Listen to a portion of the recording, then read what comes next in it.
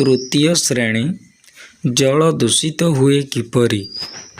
आस देखिबा चित्र माध्यम जल किपरि दूषित हेउछि।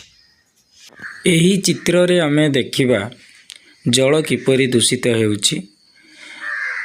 गाई गोरु गाधोइबा द्वारा, लुगा सफा करिबा द्वारा, बासन माजिबा द्वारा,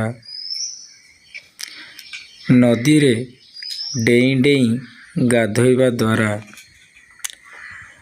पोखरी कड़े बा नदी कूल बड़ बड़ गछ रो पत्र पड़िबा द्वारा पोखरी और नदीर जल दूषित होइथाए। तुमे एही पोखरी रे गाधोइबाकू चाहिबो ना गाई गोरु बासन माजुथिबा पोखरी रे गाधोइबाकू चाहिबो? निश्चित भाବରେ तमे कहिबो एही पोखरी रे आमे गाधेइबू। 3 नंबर चित्र रे आमे देखिबा नदी जल किपरि दूषित हेउछि। लुगा सफा करिबा द्वारा, गाई गोरु गाधोइबा द्वारा, गाँर अपरिष्कार जल नदी जल रे मिसिबा द्वारा,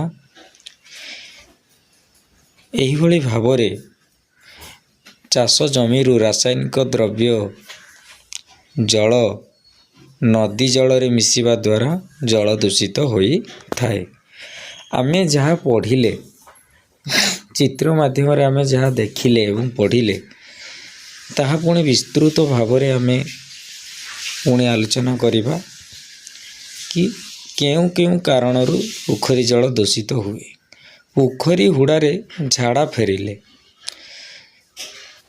2 नंबर पोखरी रे नलिता सढ़ाइले। 3 नंबर लुगा सफा कले। 4 नंबर गोरु महिषी को गाधोई देले। 5 नंबर शौच हेले।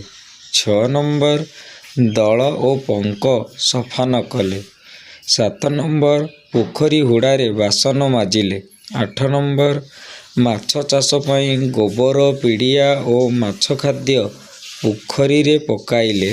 9 नंबर पोखरी हुड़ारे गछ थिले। 10 नंबर पोखरी रे अलिया और आवर्जना पकाइले।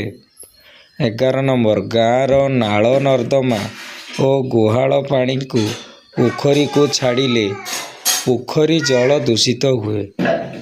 आमे 11टी कारणरू पढ़िले। एही कारण गुड़िकरू पोखरी और नदी जल दूषित होइथाए। जदि वीडियोटी भल लागिला ताहले लाइक सब्सक्राइब निश्चित भावरे कर।